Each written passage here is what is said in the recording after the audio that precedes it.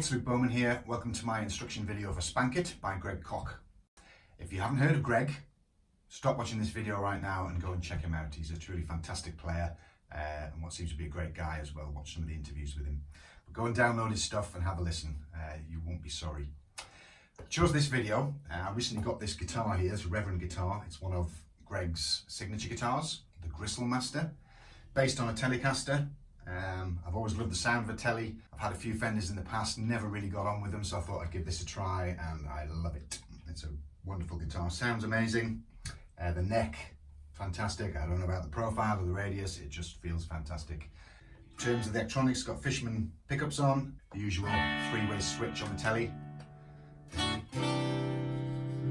Also has this mid boost, which Greg's put on here.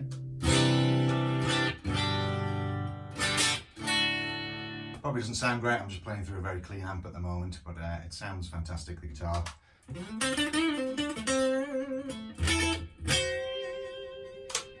Get the real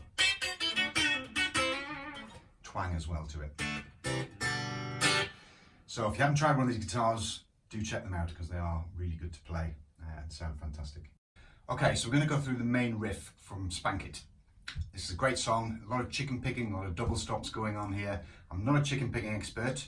The bit I recorded at the beginning, that was me trying to do it. I still can't get it to the same speed that Greg was doing, which I believe is just over 160 beats per minute. I think I got it up to 155 and still working on it. The good thing about this is that it does sound cool slow, and there's a lot of great ideas in here which you can use to help improve your chicken picking and your country playing, which is one of the reasons I learnt it. So you can get the tablature for this from the link below.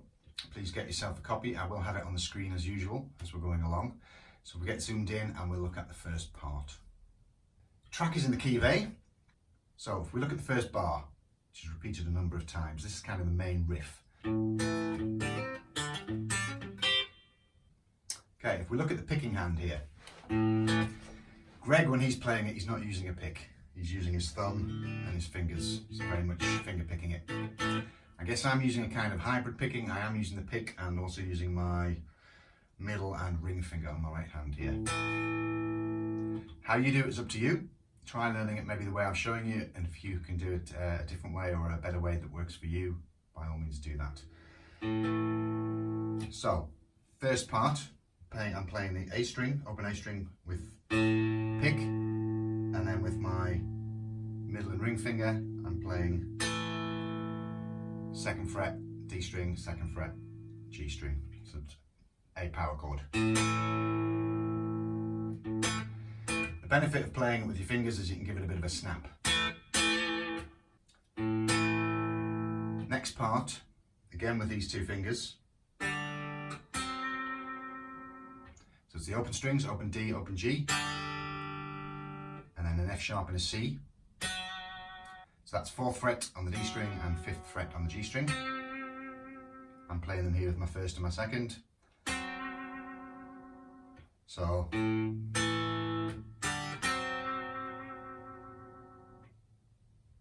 I've notated it with a couple of scratches in between.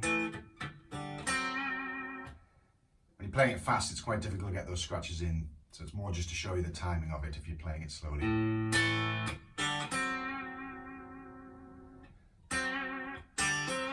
And I'm hammering those on, I'm not picking them. You can do, I think it's a lot easier just to hammer them on. Give them a bit of vibrato at the same time. Okay, the next little phrase, we look at the left hand first, playing the open D string, and then G here on the 5th fret of the D string, and then an open A string.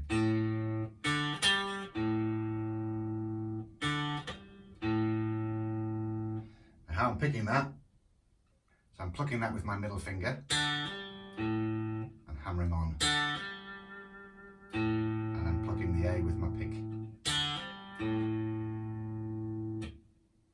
The next part, the right hand is very similar, but the left hand is open G, C sharp on the 6th fret, and then the G here, the 5th fret of the D string. Same picking, so I'm plucking it, hammering on, and then plucking the D string. So those two bits together, this is the bit that I found the hardest when you speed it up. Sounds a bit strange on its own. And then the final bit of this phrase, 8th fret on your B and E strings, and again plucking with your ring and middle finger. So that second part there, all 16th notes, no breaks. So this is quite tricky when you start playing it faster, because you're skipping along across the strings using different fingers on your right hand and on your left hand. So to play that, to get that up to speed, takes a lot of practice. In terms of what he's actually playing here, this double stop here, you've got the minor 3rd and the major 6th. And we'll talk a bit about a lot of the double stops that he uses during this. Quite often used, same up here, an octave higher. Good bluesy country kind of sound.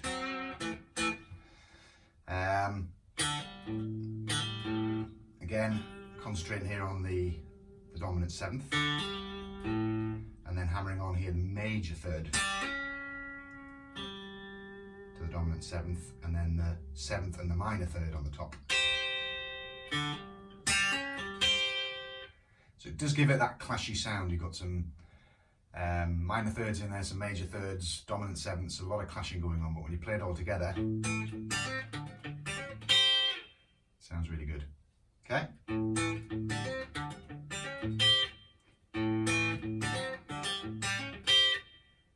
Okay, so that lick is repeated a few times, and then we move to the chord D. And it's a run down.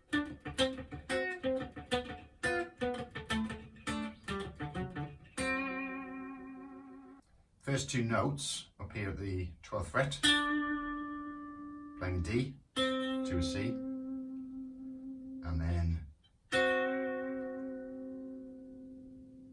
10th fret on the D string, 11th fret on the G string, which is suggesting the dominant 7th chord, dominant 7th and the major 3rd. The difficult thing about it is this is the picking, so there's a few scratches going on here. So I'm using the pick on the D string, and then again my middle and ring finger to pluck the, can do it with the pick. So what it is quite hard to, when you get it up to speed, is to get these fingers in. So if you want to use the pick, it doesn't sound quite as good because you can't get the snap on it in the vibrato. Again, when it's played at fast speed, whether you can really hear that is another matter, but I'll let you play around with it. Second part of it, the rhythm is the same. We're going from the dominant 7th here on D string 10th fret down to the 9th fret, which is the major 6th or a B, and then the same pattern again. So it's a minor 3rd with a major 6th over D. Same as we had down here for A, it's the same for D. So same rhythm.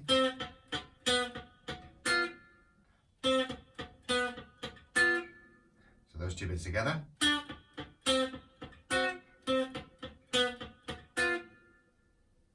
Next part, going from that 6th, it's down to the 5th of the D chord. So 9th fret D string down to the 7th fret D string, down to the A, and then playing 7th fret on the D and G strings, which is kind of your D power chord. So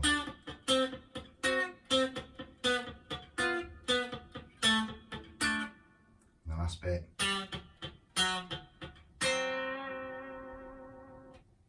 So you're playing the G here on the 5th fret D string down to the F sharp, 4th fret, and then that same minor 6th pattern that we saw before.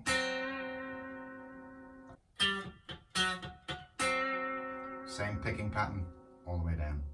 So take the whole thing slowly.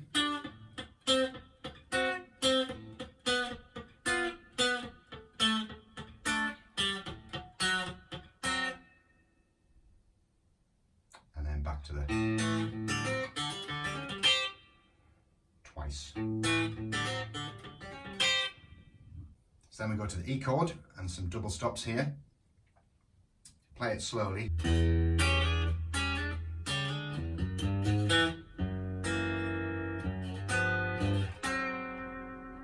So the first part, some sliding double stops we've got going on here. So the first piece here, you hit the bottom E string, and then we're sliding up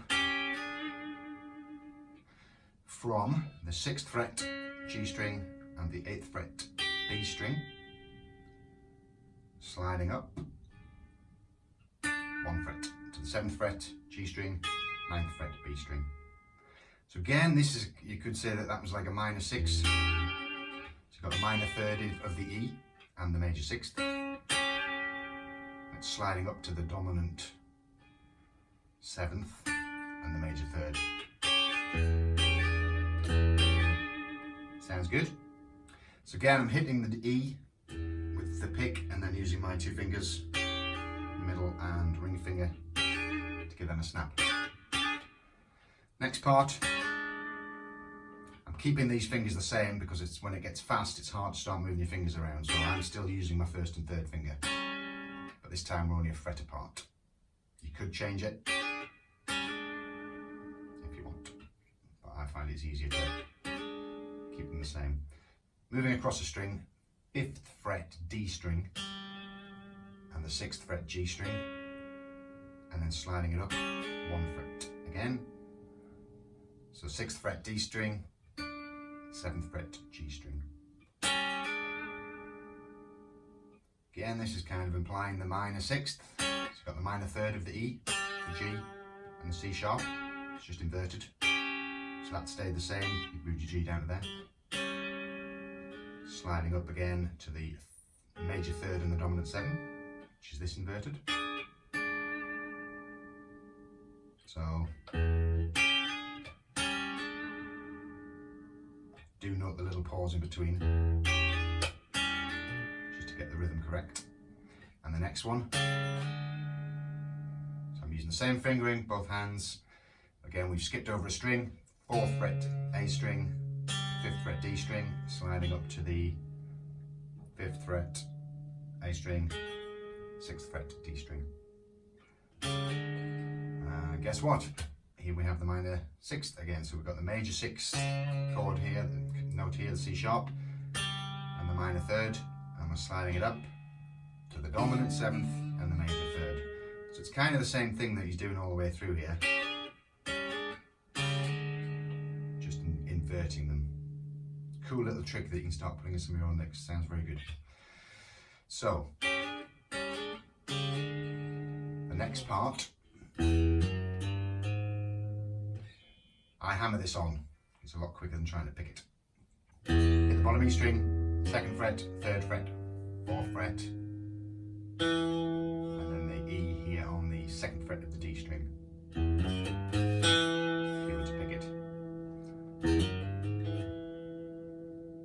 So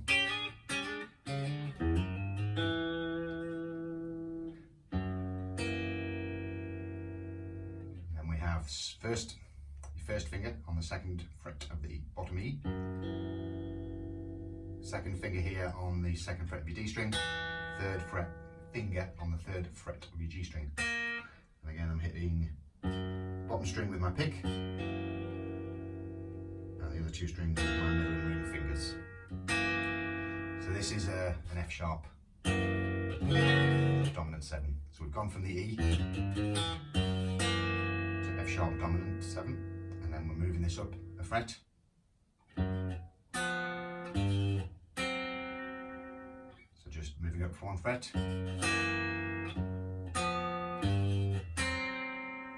Each time. So it's just bringing you back to the A.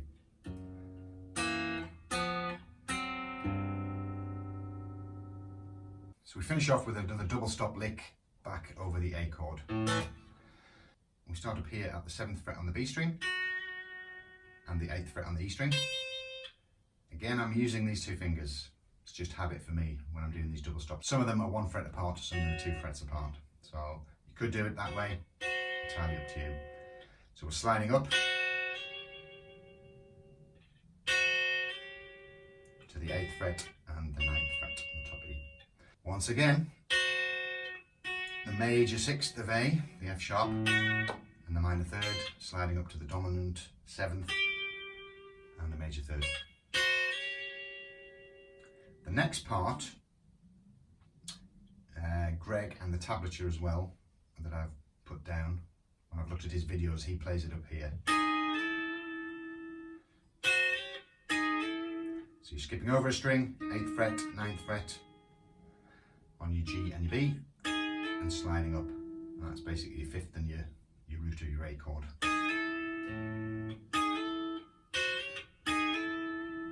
That's the first part. I actually play it down here.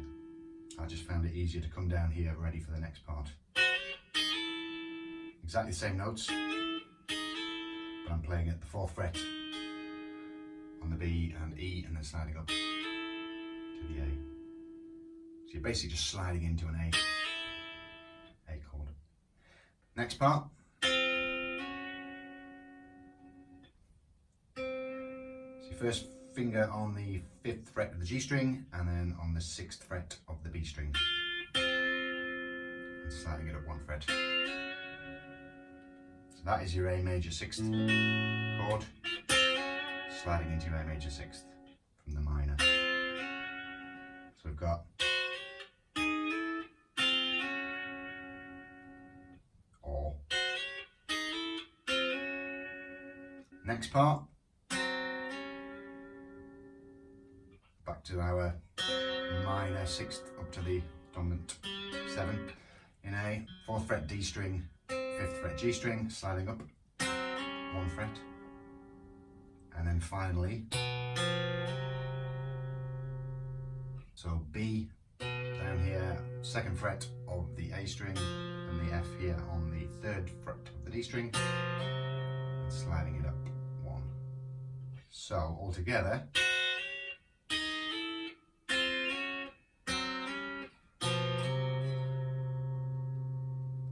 that's a lot of double stops, especially when you play it at speed, which I can't do, but I'll play it at some kind of speed. Last part of this lick, open A, hammer on 3rd fret and the 4th fret on the A string, and then your A here on the 2nd fret of the G string, and then a little triplet feel, pulling off from the 5th fret to the 4th fret, to the 2nd fret on your A string. And then 4th fret on your D string, back to the A.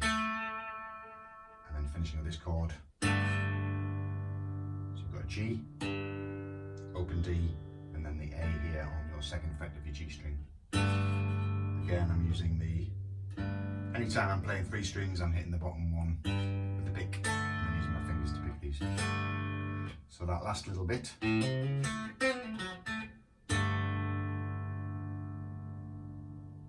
that whole last piece.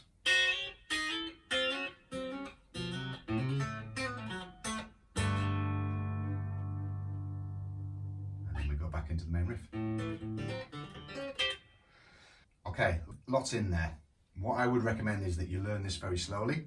Get used to playing these double stops, however you're fingering them with both hands. Take it slowly, play it with a metronome or a drum beat going on. I actually prefer to use a drum beat for this, which makes it sound a bit more interesting than a metronome. Take it slowly and just work it up to speed as you're going. So even slow, it still sounds cool.